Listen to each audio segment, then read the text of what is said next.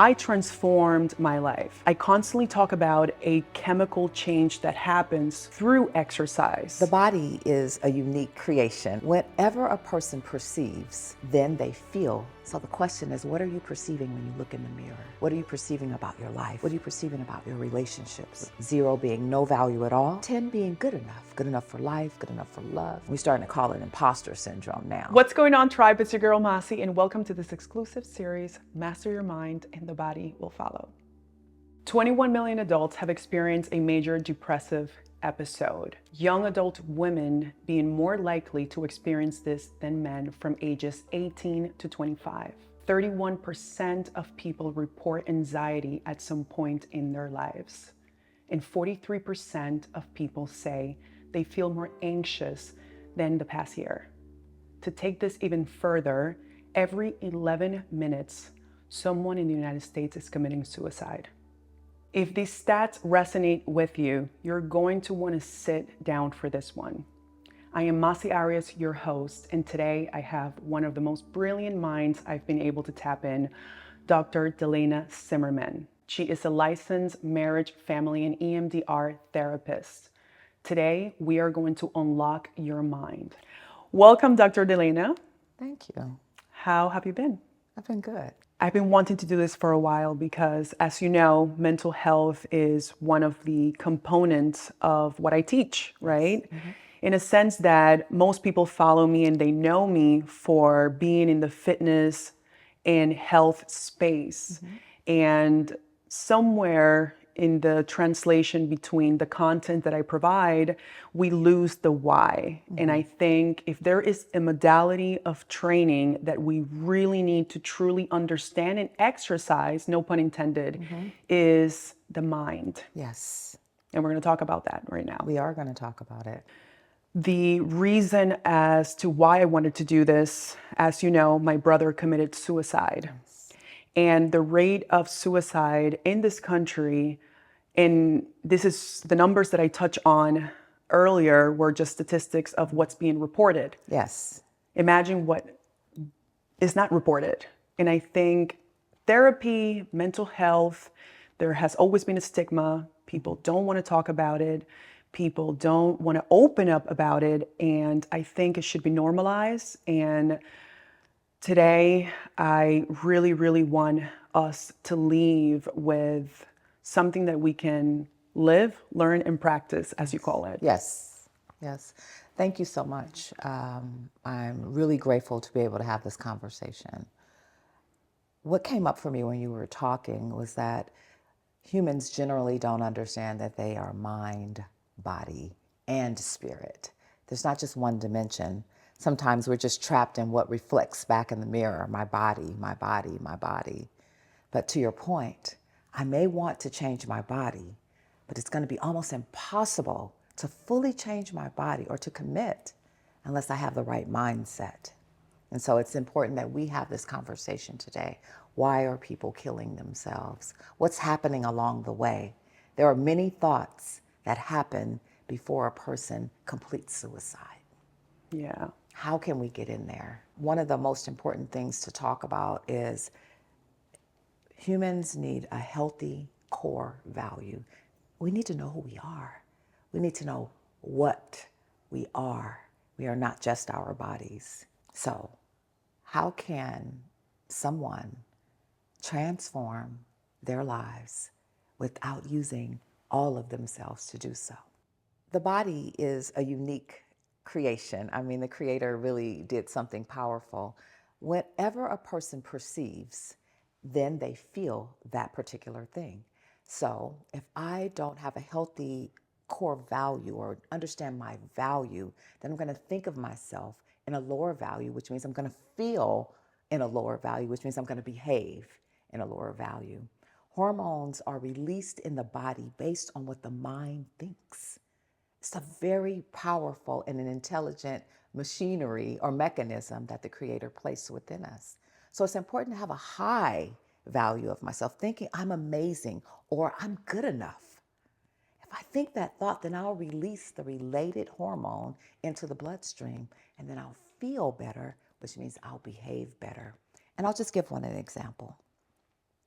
I was in a Zoom call, and a spider came down into the screen of another person's home. I saw it and I was horrified. Immediately, my body went into fight or flight. Like, it wasn't even in my home. But the person whose home it was in said, "Oh, come here, little fella." And he caught the spider. He says, "I'll be right back. I need to take him outside." Same stimuli, different chemical responses. I had adrenaline. He had serotonin. It was what we perceived. So the question is, what are you perceiving when you look in the mirror? What are you perceiving about your life? What are you perceiving about your relationships? What are you perceiving about, your skin color, your hair type, your relationships? What did your mother teach you to perceive? So what is society teaching you to perceive? So you can't outperform your belief system. One of the things that I personally teach is healthy coping mechanisms. We know that exercise is 1.5 times better and more effective than medication. And being that I transformed my life, many of my followers know my story, and I constantly talk about a chemical change that happens through exercise.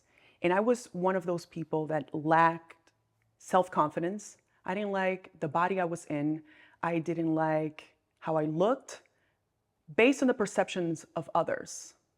I didn't have the mental capacity that I have to understand that I am beautiful and I am capable and I will unlock the best version of myself. And it was through exercise that helped me transform my brain chemically, my confidence levels. But many of us in the fitness industry, specifically everyone who watches my videos, and I see their comments because I'm very connected to my community. Sure. I will never get there. There it is. So you won't. I will never get there. I will never do that. That's crazy. This never will happen to me. Or all the comments that I see that there is a lack of understanding that when you train the mind, the body is going to follow. Absolutely. And why we use exercise, specifically me. You may look at me and crave to follow me because I'm teaching you something, or my body is a reflection of what you want to see in yourself. Yes. But I want to teach, what I truly want to teach is how to utilize these healthy coping mechanisms. Because if it wasn't for these healthy coping mechanisms that are accessible to us, they're free, accessible, how do we tap into it? And it starts with the mind. Let's look at an idea. Let's put it on a number scale, okay? So when a newborn baby is born, it comes into the world, when doctor hands this baby to the mother. Does the baby have a high value at that point? On a scale of 0 to 10, with 0 being no value at all, 10 being good enough for life, good enough for love. What's the value of that newborn baby? Would you say 10? Of course. Right. So you take this kid home and you do the stuff to the kid and you feed it. And now it's his 5th birthday. Has that 5-year-old lost its value? No. It's still a 10. Yeah. And so what about the 12-year-old? Is that same baby girl, has she lost value? No. Do you tell a 12-year-old, you know what, you're losing your value? But what are 12-year-olds thinking or knowing about their personal value? Do you say it to the 21-year-old? You're losing your value. And what's happening to us is that we've never been told that we had ultimate and absolute value. We have believed that our value has changed because of the way the brain works from age 5 to 12, where the inferiority complex is built. Many of us are still living from the logic of elementary school, that people are greater than, that people are less than, and that people are equal to. So we build a personality around feeling better than people. We build a personality around feeling less than people. We build a personality, or our friends are the ones we feel equal to. And so that little girl grows up in in a country, in a lifestyle, in a social structure, believing that she is not good enough.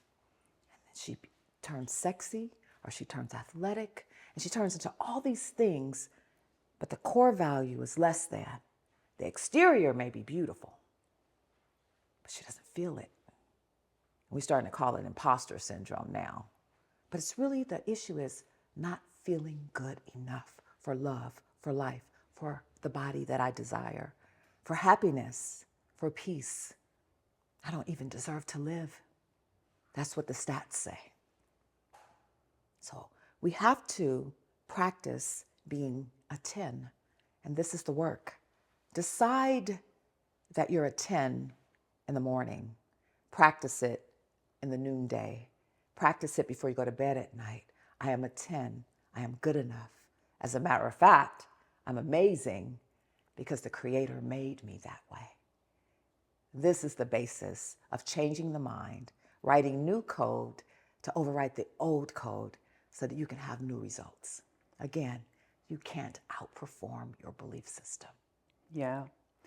One of the things that opened up my curiosity was the fact that going into my journey to better myself, because I almost lost my life to depression. Sure. 18 to 25. Sure. You know, I was 18, 19, 20. When I began to exercise, I was 23 years old. One of the things that I truly understood was because I was seeking, I was in so much pain. Mm-hmm. And sometimes this pain that you're in, it's causing you lack of sleep, it's causing you lack of appetite, energy, and some of these things really truly impact your motivation to actually want to move and do the thing that is going to make you feel healthier. And that's just one vertical.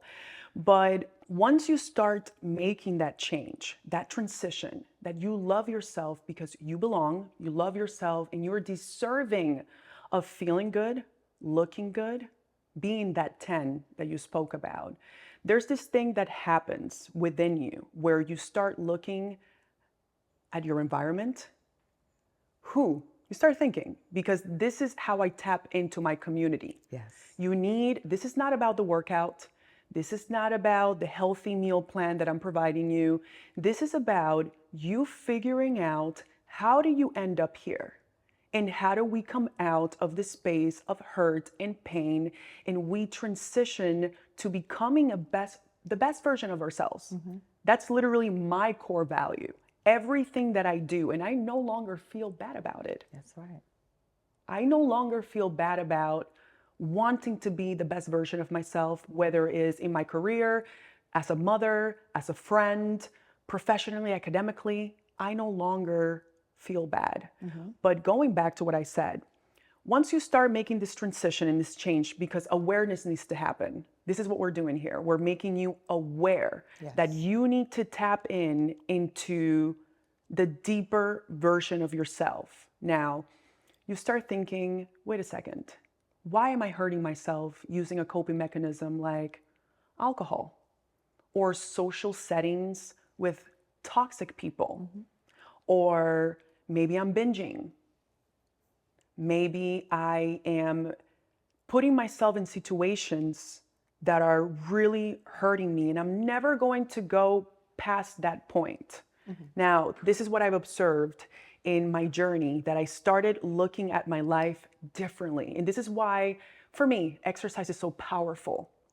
And I'm always going to bring it back to exercise and nutrition, because a healthy body from the inside, if your mind and internally we are healthy, everything pours into every single vertical of our lives. You start analyzing, why am I doing this? Why am I binging? Then you start thinking, every time I'm emotionally impacted, either by environment, whether that is the space that you're in or the people that surround you, mm-hmm. you start tapping into that. You start tapping into realizing that maybe I'm not achieving this because I've been locked in here with people I shouldn't be, with people that are putting me in a negative standpoint, and I personally am not doing what I need to do in order to get to that goal. That's right. So there's a lot of shifts that happened. And I believe this is one of the reasons why this is an epidemic, why it doesn't matter. Every single decade, there's a new diet, there's a new this, there's a new that. And in fact, I always say that it's not that hard to be healthy and to move your body. What's deeper is what we are talking about here, the mind, right? Yes. And I think this is a very important point that we tap in, because many, many years ago, I told myself that I was not going to be in denial, that I was not a victim to my situations, that these situations that were happening to me, I was going to take them as a learning curve, because I don't believe in failure. I believe failure, and you touch, what was the term that you use? You use the term elementary? Oh, elementary. Yeah, Elementary. where they're teaching you that failure is bad. Oh, yeah. And failure to me, in every single vertical of my life, has taught me a lesson. I never fail. Either I learn or I win. That's Live, it. learn through your failures and practice. You were talking about core value. What are the things that we can do in order to unlock this on a daily basis? Well, one thing is, recognizing that you belong to the earth, recognizing that there is something greater and bigger than what the world tells you you are. Going within has to be a part of your lifestyle. If you don't touch your soul every day, then who's in relationship with your life? Who's driving the car? Who's loving your partner? Who's showing up as you? If you're not touching your soul, what do you know about yourself? And what I was thinking about when you were talking was that it's important to fail forward. When I was in my early 20s, I was completely addicted to alcohol.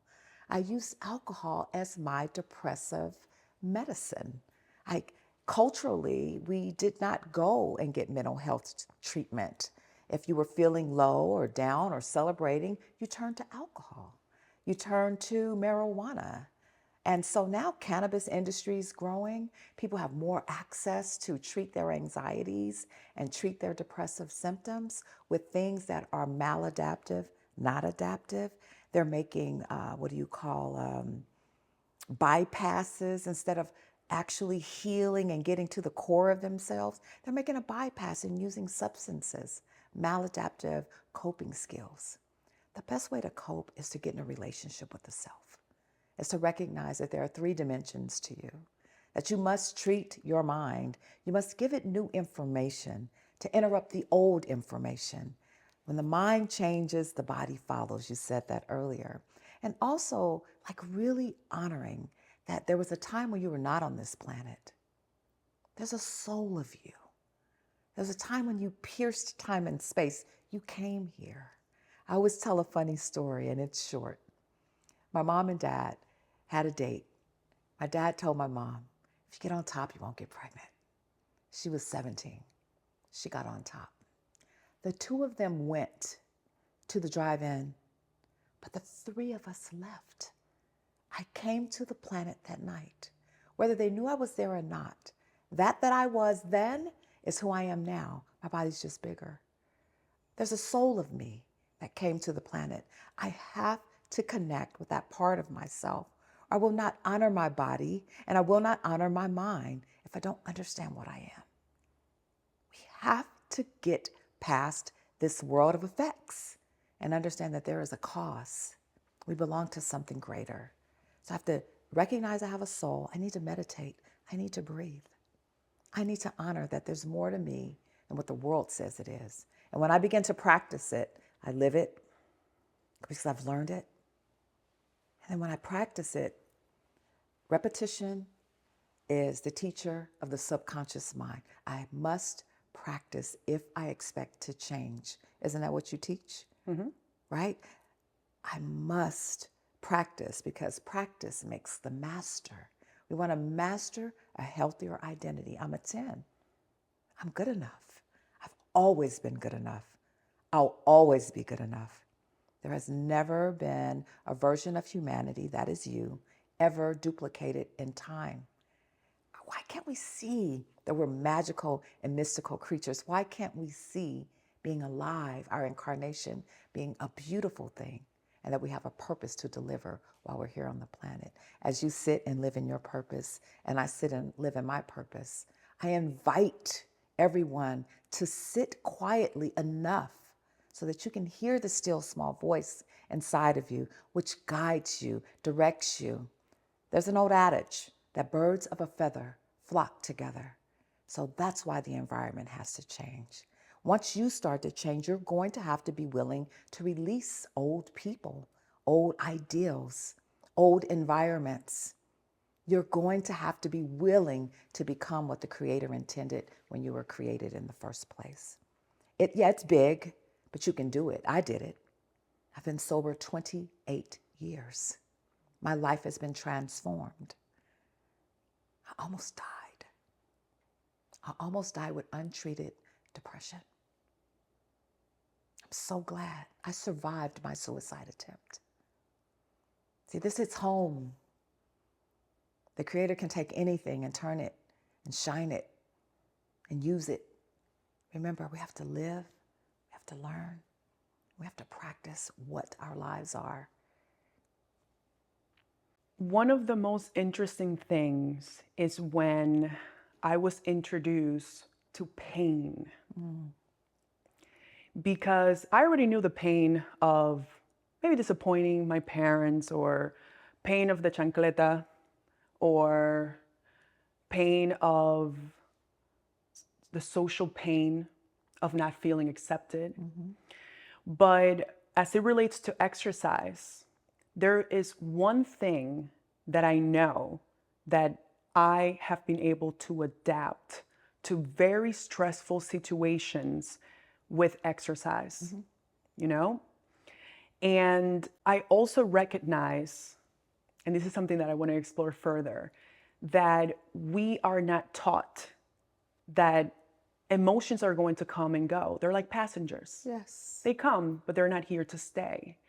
And as a child, anytime that I expressed a negative emotion, it was shut down. No, why are you crying? Or you can't be angry, or you can't be sad. It was frowned upon because it was a reflection of maybe something that happened that made me upset, and maybe that was overlooked by my parents as, oh, I'm failing. Why is this child like this? Right? Made them uncomfortable. My daughter, and this is passed on, right? Because the way that I treat my daughter, I let her go through every single emotion. Oh, you're angry? Okay. Be angry. Are you sad? Be sad. Are you frustrated? Be frustrated. Because I feel that most people are afraid to feel emotions.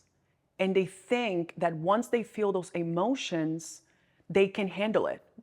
There's this nervous system reaction that is happening, and you don't understand it from a very early age.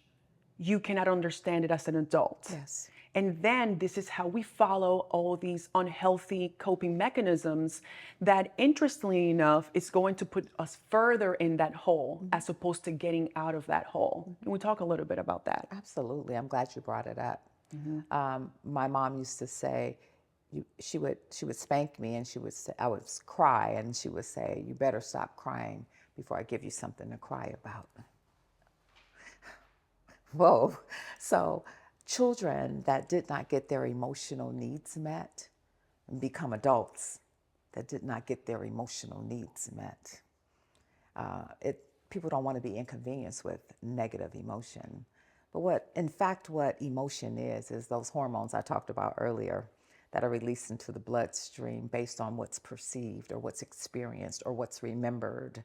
And so you're right. As children, we were taught to be seen and not heard. It was not safe for you to express what you were thinking or what your feelings were. So we end up being illiterate emotionally. We don't know how to transcribe our thoughts or transcribe our whatever I'm feeling. I don't have the word for it. I can't say it. I say, I'm good. I'm fine. I'm feeling some kind of way. When I hear grown women say, I was feeling some kind of way, it breaks my heart because I know they're saying that because they don't have the word to describe what that feeling is in their stomach or in their chest or in their throat. They don't even know the origin of it. We're walking around with designer clothing on with an inability to describe what emotion just happened. And so emotion or feelings are nothing more than emblems. So on the dash of your cars, lights come on. You need gas. It's just an action that needs to be taken. The squiggly line, you just need to put air in the tire. When you feel disappointment, you just feel disappointment. Learning how to breathe into that, learning how to metabolize disappointment, burn it up, feel it. What am I afraid of? It's the most powerful question to ask yourself is, what am I afraid of? And is it true? This will help alleviate anxious symptoms. What am I perceiving? Like me and that spider. It was not even in my room. What am I afraid of? Is it true? Am I safe? Humans just want to be safe. They just want a place where they can be themselves fully and not be injured or judged. They want to be accepted. But you have to first accept yourself. You have to first have a kind judgment of yourself. You have to first allow yourself to make mistakes. So, feelings, perceived experiences, but if you have a filter of negative or unhealthy or low core value, you're going to see everything through that lens. You're not going to have hope. We have to have hope. We have to have courage. We have to believe that even though I tripped over my foot, I'm going to be okay.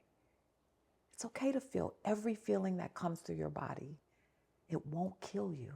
It's there to inform you. You're either going to live from a place of love and the emotions that come from love, like optimism and joy, forgiveness, right? Or you're going to live from fear, frustration and worry and doubt and complaint. Where are you going to live? If you sleep 8 hours a day, you have 960 minutes awake. How are you going to use those minutes? That's your life. How you spend your minutes is how you spend your life. Am I going to be in fear or am I going to be in love? And how much of that can I afford before my body begins to turn on me, before the thinking becomes obsessive and compulsive, and I will eventually hear myself tell me to destroy my life, to end my life. It's really powerful. Thank you for asking that question. We spoke about core values being the key, how you present yourself, knowing that you are a 10. But not every single person that is listening to us may have been in an environment where that was taught. And maybe they are a 0 or a 1 or a 2. Can you give us something tangible that we can work with to be able to exercise to becoming that 10? Because I know for a fact that I think I'm a 10 based on 10 years of fostering this behavior and having access to therapy, being open enough to look for that information because I knew that I belonged here.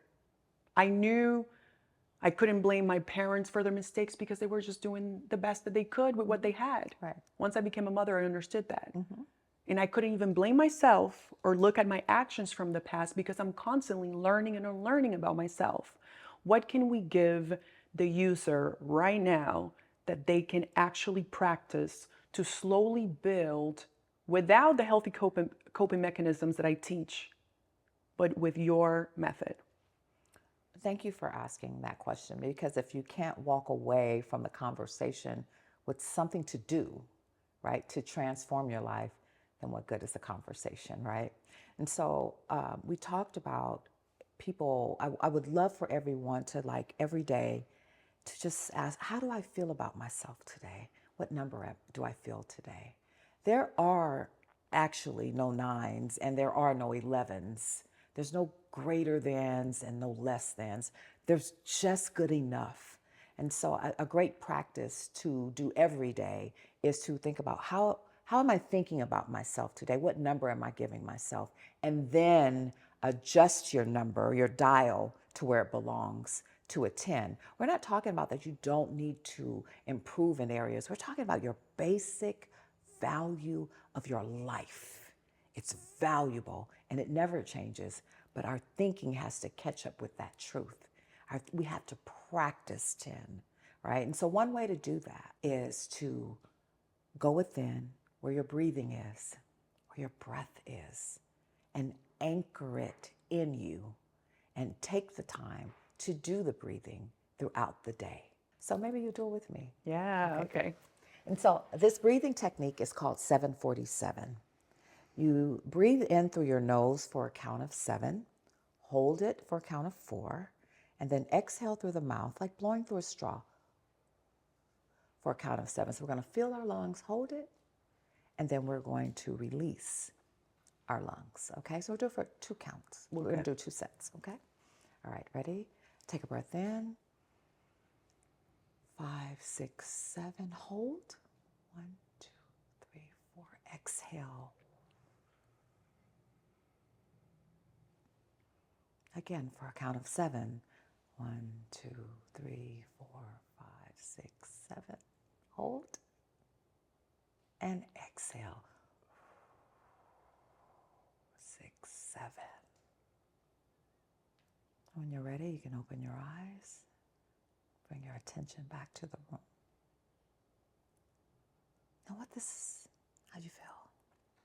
Well, great. How long do you want us to practice this? I think sets of 4. Sets of 4. Are transformative. We're enriching the blood with oxygen. It's like pouring or putting an ice cube in a strong whiskey. It is diluting the bloodstream so that whatever emotion, whatever hormones might be in there that are uncomfortable, right? You're giving it oxygen, you're pushing it through, you're diluting that uncomfortable chemical, and you're clearing it out, you're neutralizing it. The breath is the only thing that's real. It's our attachment to the Creator. It's the evidence of life. It's how we meditate. It's when we're anxious, we can always turn to the breath. It's the first line of defense for anything in your life. Find your breath, and in your breath, find your 10. Yes. And can we say that once you're dialing this in, a good exercise to apply is, where is this coming from? Are you just perceiving that you're ugly today? Or is this a reality? Mm-hmm. Are you just perceiving that this is going to be hard and it's creating anxiety? Or is it that you have a lot of things going on and you need to take a step back because you know that you're going to do them? Mm-hmm. This is something that I was doing. Once I was trying to find that dial, I was asking myself, where are these thoughts coming from? Because they come all the time and they leave. Right. Is it true? Is it true? There we go. It's at an old thought. We have coagulated thought forms. If you've been thinking this thought for 20 years, it doesn't disappear. It requires you to challenge it. Is it real? Is it true? How do you know? Who has the measuring stick? Who gets to decide whether you're good enough or not? How did they get good enough? What if we're all good enough? This was such a great conversation. Thank you so much, Delena. Thank you for having me. Now, I know that on our next video, we are going to talk about self-love, yes, which I'm really, really excited about. It's the most important. Yeah. All right, team. So key takeaways of today's conversation. You never lose your value. You also have to unlearn the past to make room for what's to come in the future. You can outperform your belief system, and you have the power to change how you feel at any given moment. I want you to remember that and use the tool of breathing whenever these emotions are coming, okay? What we have next is a series of a video that I put together for you. This is a gentle mobility routine that you can access this week at any point in order to get that release, to shift those hormones. Because again, we're going to utilize not only the exercises that we get from these conversations, but also we are going to integrate movement. All right, we're gonna get you out of pain, okay? Tell a friend, don't forget to subscribe. In this conversation, I remember saying this, that more women are likely to experience depression than men. But a fact is that more men commit suicide than women. So this is not only for women, this is for your boyfriend, for your dad, for your cousins, for your grandfathers.